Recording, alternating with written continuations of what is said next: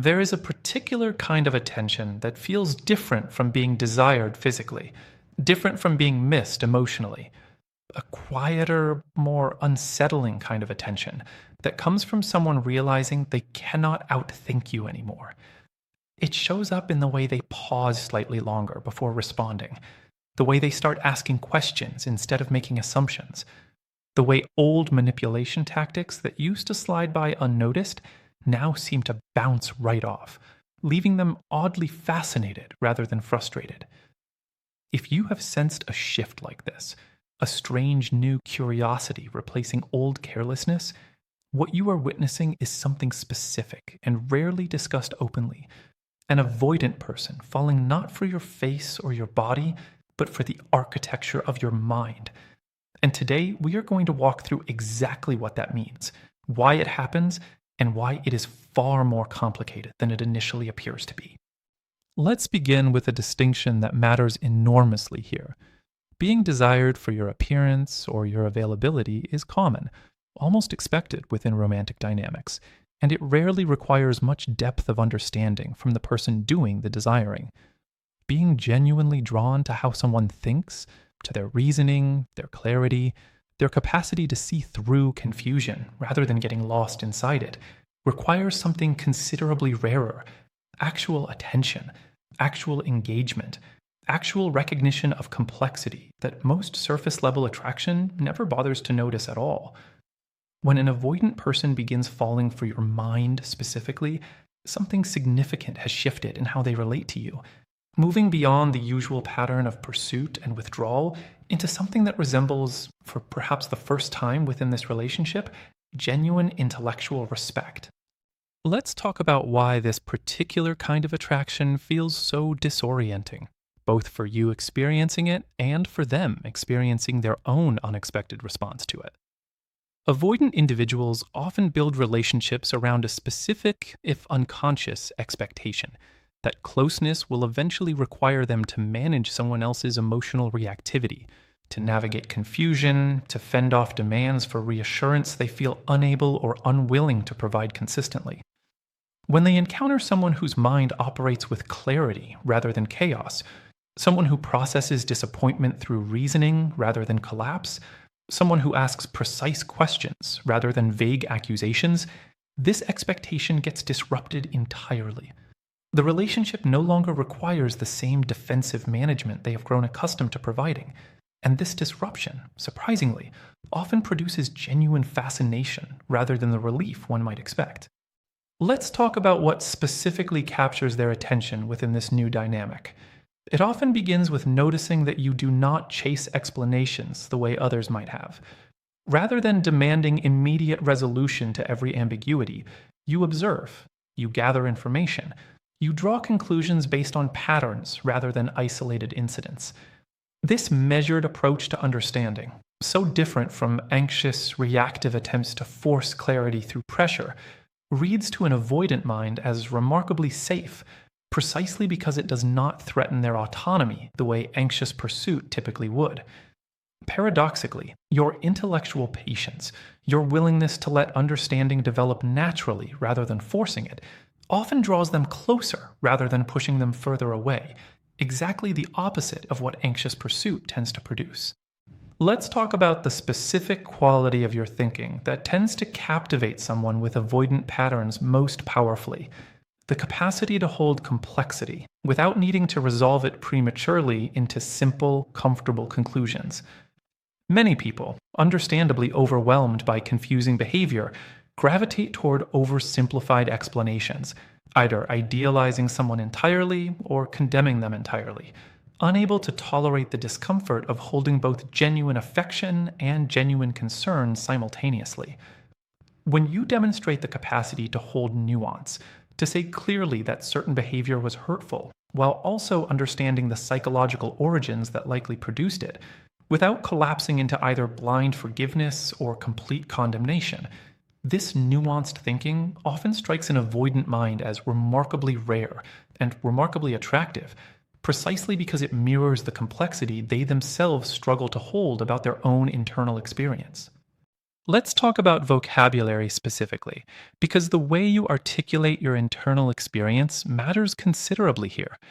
Someone who can name their own feelings precisely, who can distinguish between disappointment and betrayal, between space and abandonment, between reasonable boundaries and punitive withdrawal, demonstrates a level of emotional literacy that many avoidant individuals have never developed themselves.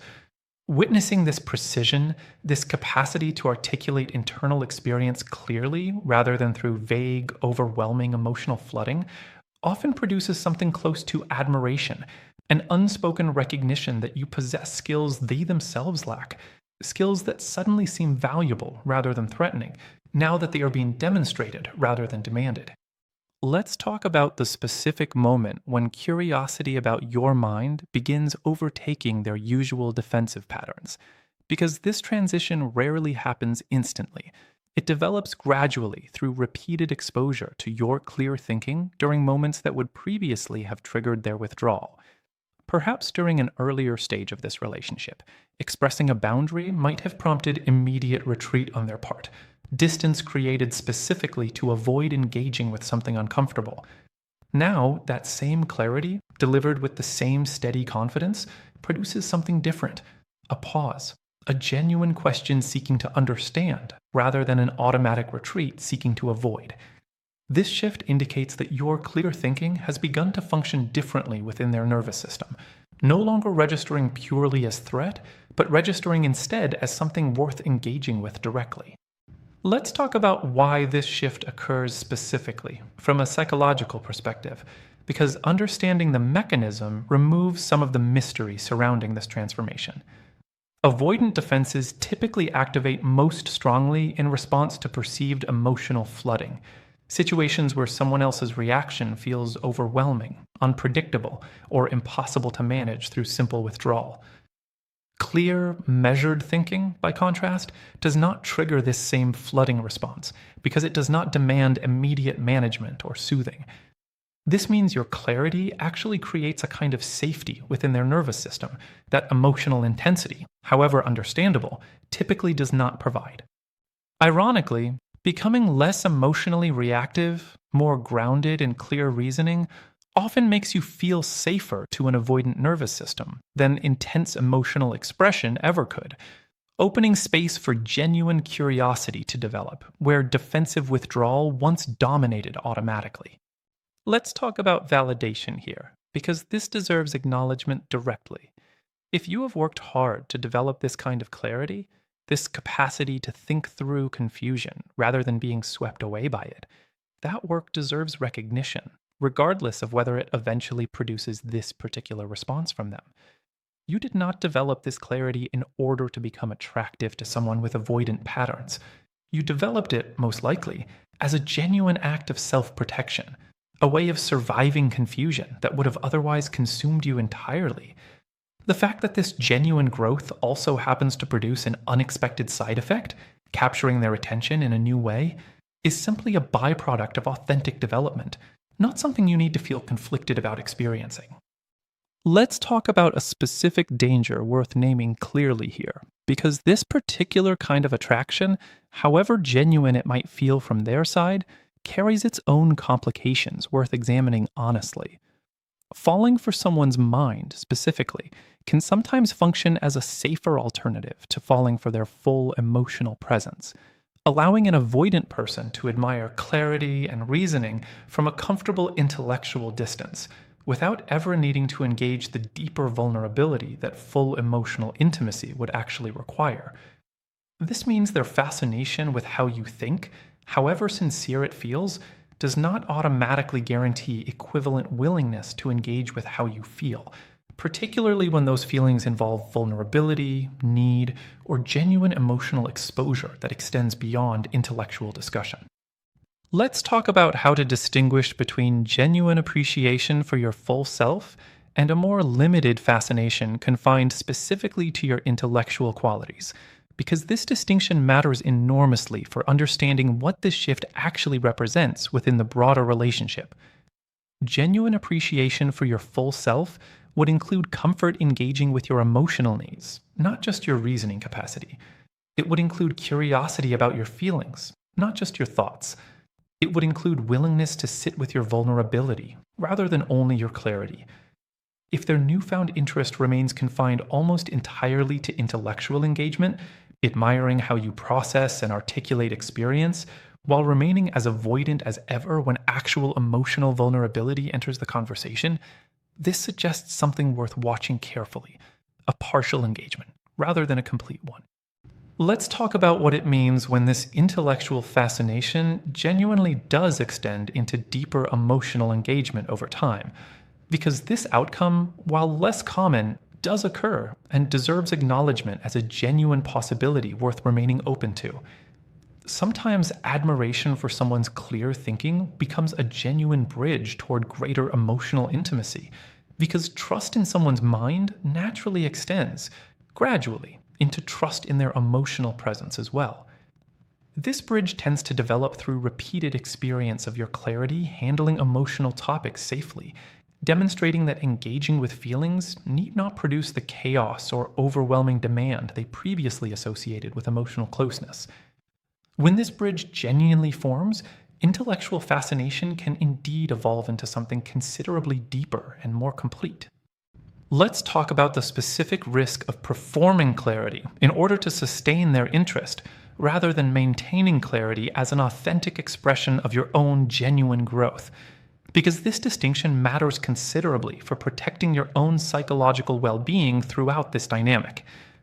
If you find yourself suppressing genuine emotional needs specifically to maintain the intellectual composure that seems to be capturing their attention, this represents a significant departure from healthy self-expression, essentially trading authentic vulnerability for continued admiration, a trade that ultimately serves their comfort at the expense of your own genuine needs. Your clarity should remain an authentic expression of your actual internal state, not a performance calibrated specifically to sustain their fascination. Let's talk about what genuine intellectual respect from an avoidant partner actually requires in order to remain sustainable and healthy over time, rather than simply being a pleasant but ultimately limited phase within the broader relationship. Sustainable respect requires that your clarity gets met with reciprocal effort on their part, gradual willingness to develop similar emotional literacy, rather than simply admiring yours from a safe distance indefinitely. It requires that admiration for your mind eventually extends into genuine partnership, shared emotional labor, rather than continued reliance on your clarity to manage difficult moments, while they remain comfortably observant, rather than actively participating in the harder work of emotional engagement. Let's talk about the specific pleasure available in being truly seen intellectually, separate entirely from whether this particular relationship ultimately develops into something fully healthy and reciprocal. There is genuine value in being recognized for your capacity to think clearly, to articulate complexity, to navigate confusion with reasoning rather than reactivity. This recognition, when it happens authentically, feels meaningfully different from more superficial forms of attraction, offering a kind of validation that speaks directly to something you likely worked hard to develop. Allowing yourself to enjoy this recognition, without immediately overanalyzing whether it will translate into deeper commitment, represents its own form of healthy self-acceptance, appreciating genuine appreciation when it authentically occurs. Let's talk about what happens when this fascination with your mind begins prompting genuine change on their part. Because this outcome, when it occurs, deserves careful observation to distinguish genuine transformation from temporary curiosity that eventually fades once novelty wears off. Genuine change would look like increasing willingness to articulate their own internal experience with similar precision to what they admire in you. Gradual development of emotional vocabulary previously absent from how they communicate. Increasing comfort remaining present during emotionally difficult conversations, rather than retreating the moment discomfort arises. This kind of change develops slowly, through sustained effort, rather than appearing suddenly through simple admiration alone. Let's talk about patience once more, Because patience here means allowing this dynamic to reveal its true nature over time, rather than immediately assuming their fascination with your mind guarantees a fully healthy, complete relationship moving forward. Their genuine appreciation for how you think is real and worth acknowledging, but it represents one component of a healthy relationship, not the entirety of one.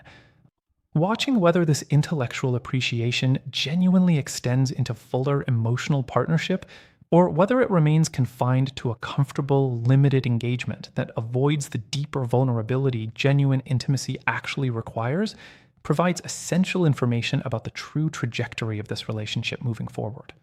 Let's talk about what your own mind deserves, regardless of how this specific situation eventually unfolds. Your clarity, your capacity for nuanced thinking, your ability to articulate complex internal experience precisely, these qualities deserve a partner capable of matching that depth, not simply admiring it from a comfortable distance while remaining unable or unwilling to develop similar capacity themselves. You are allowed to enjoy being genuinely seen and appreciated for your mind, while still maintaining clear expectations that genuine partnership requires reciprocal emotional development, not simply one-sided admiration that leaves you continuing to carry the emotional labor this relationship has likely required from you throughout its entirety. Let's talk about the specific way conversations themselves begin to change once this shift takes hold, because the texture of dialogue often transforms noticeably once someone begins genuinely engaging with your thinking, rather than simply tolerating it. Questions that once felt perfunctory, asked without real interest in the answer, begin carrying genuine curiosity instead. Silences that once signaled disinterest begin functioning differently, more like thoughtful consideration than dismissal. Even disagreement starts to feel different, less like conflict to be managed or avoided, and more like genuine exchange, an actual back and forth where your reasoning gets considered seriously rather than brushed aside in favor of whatever conclusion felt most convenient for maintaining distance. Let's talk about why intellectual engagement, specifically, tends to feel so much safer than emotional engagement for someone carrying significant avoidant patterns. Thoughts, unlike feelings, can be examined at a comfortable distance, turned over, analyzed, discussed, without necessarily requiring the same vulnerability that emotional disclosure demands. This means engaging with your mind allows an avoidant person to experience genuine closeness, real intimacy in the sense of feeling truly met and understood, without triggering the same threat response that emotional vulnerability typically activates. This explains why intellectual connection can develop so much more quickly and so much more comfortably than emotional connection within these particular dynamics, offering a kind of side door into intimacy that bypasses their most heavily guarded defenses entirely. Let's talk about what this side door ultimately reveals about the relationship's genuine potential, because the existence of this comfortable intellectual pathway does not automatically guarantee that emotional intimacy will eventually follow through the same door. Some relationships remain permanently confined to this intellectual register, comfortable, engaging, even genuinely stimulating, without ever fully extending into the deeper emotional territory that complete partnership actually requires. Recognizing this possibility honestly, rather than assuming intellectual connection automatically predicts emotional depth, protects you from mistaking one genuine form of connection for the complete picture a fully healthy relationship actually needs. Let's talk about the specific experience of watching someone become genuinely curious about your perspective after a long period of feeling unheard or dismissed, because this shift deserves its own careful acknowledgement, given how significant the contrast can feel.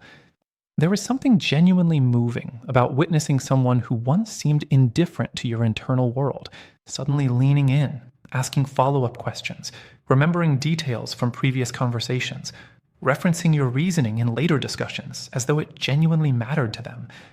This shift, when it occurs authentically, represents real change worth appreciating, even while maintaining appropriate caution about whether this change extends fully into every dimension of genuine partnership.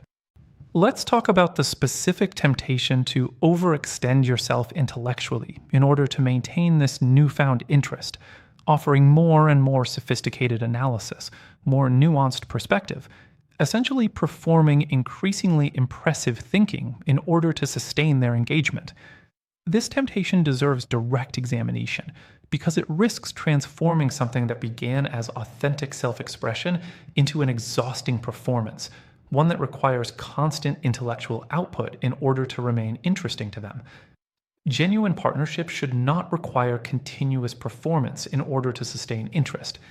If maintaining their engagement increasingly feels like work rather than natural expression of who you already are, this deserves honest reflection about whether the relationship has become unbalanced in a new, more subtle way than its earlier, more obviously unbalanced iterations.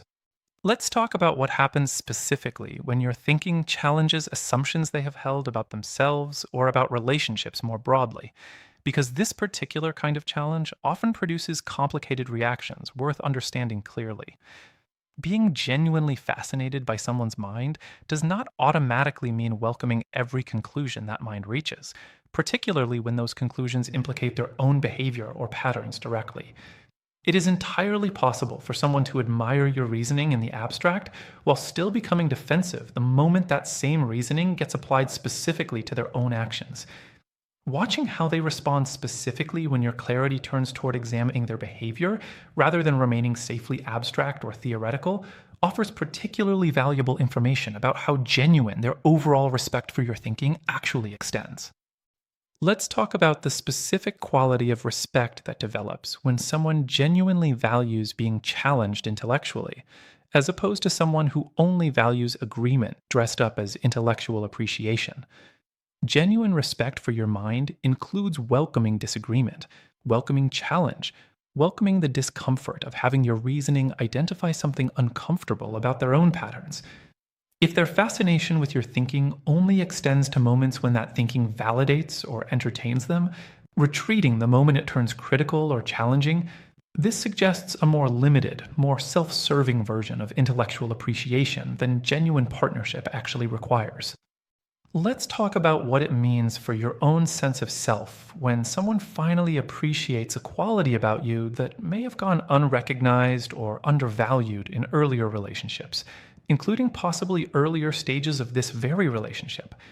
There is something particularly meaningful about being valued for the specific way your mind works, the particular way you process, reason, and articulate experience, especially if this quality went unnoticed or actively dismissed during periods when you felt most confused or destabilized within this same dynamic.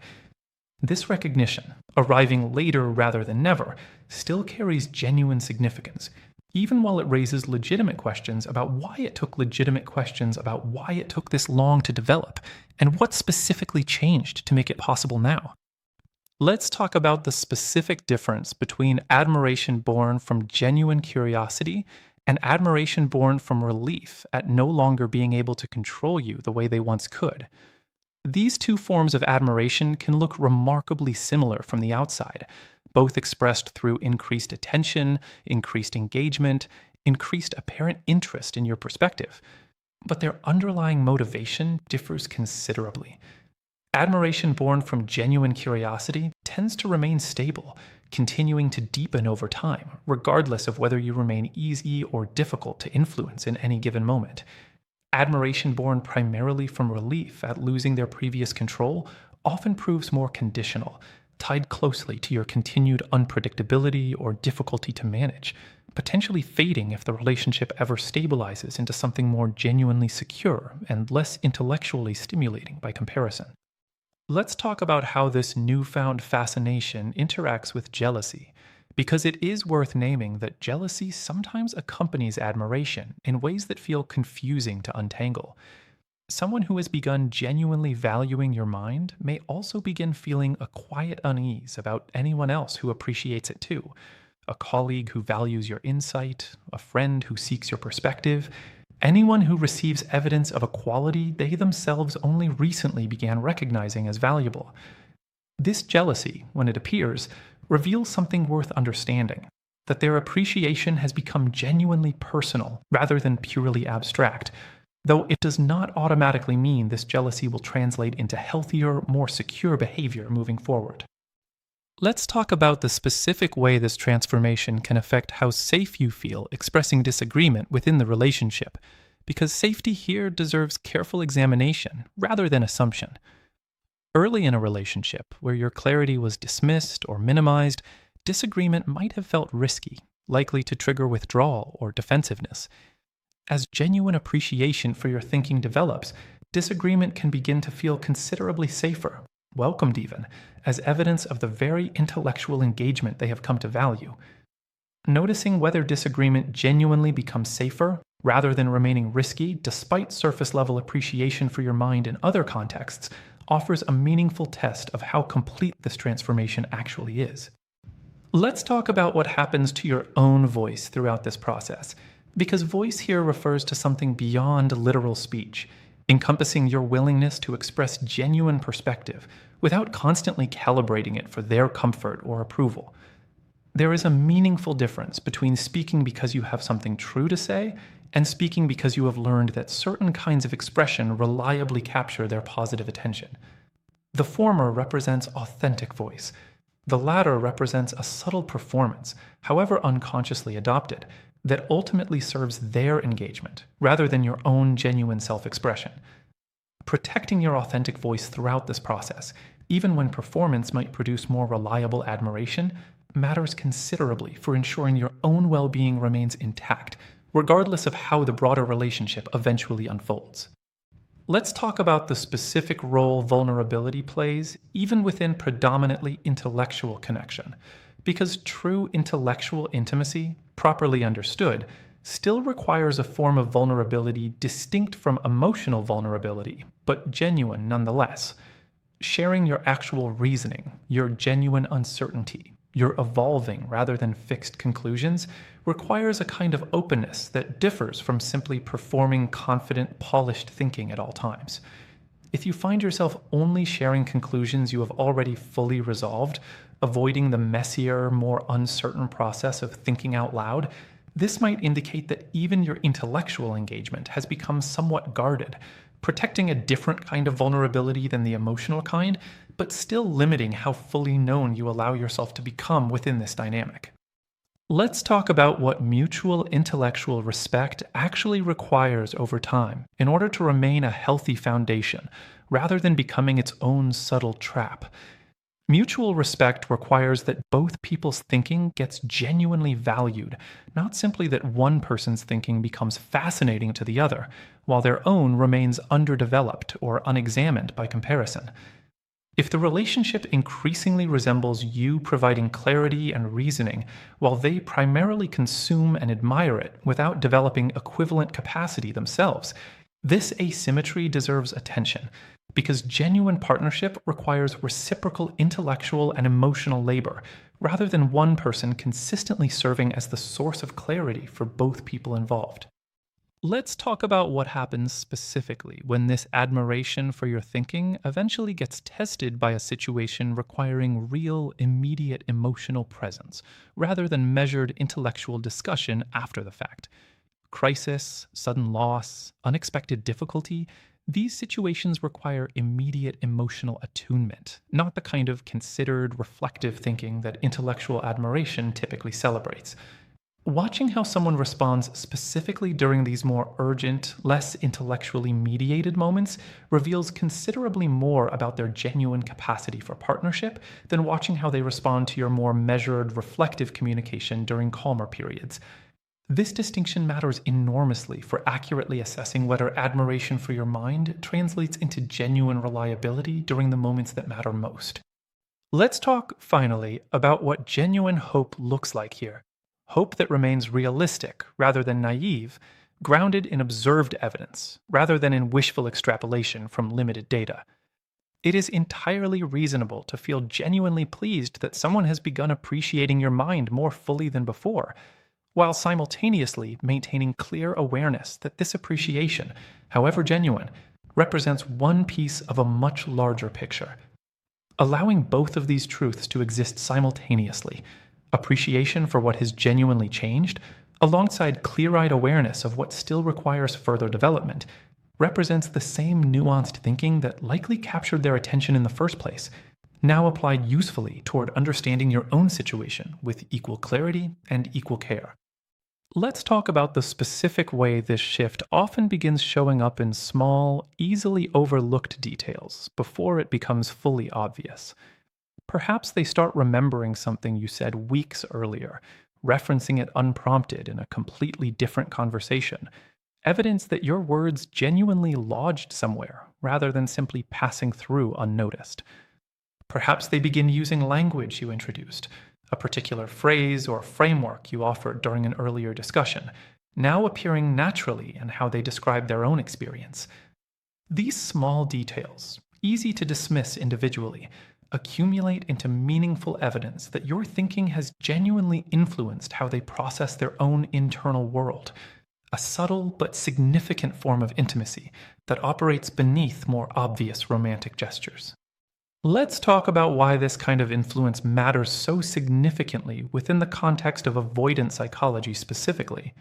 Someone with deeply avoidant patterns typically maintains considerable resistance to being influenced by anyone, viewing external influence as a potential threat to their carefully protected autonomy. When your thinking genuinely begins shaping how they process their own experience, this represents a significant crack in that usual resistance, evidence that they have allowed you closer than their typical defenses would normally permit.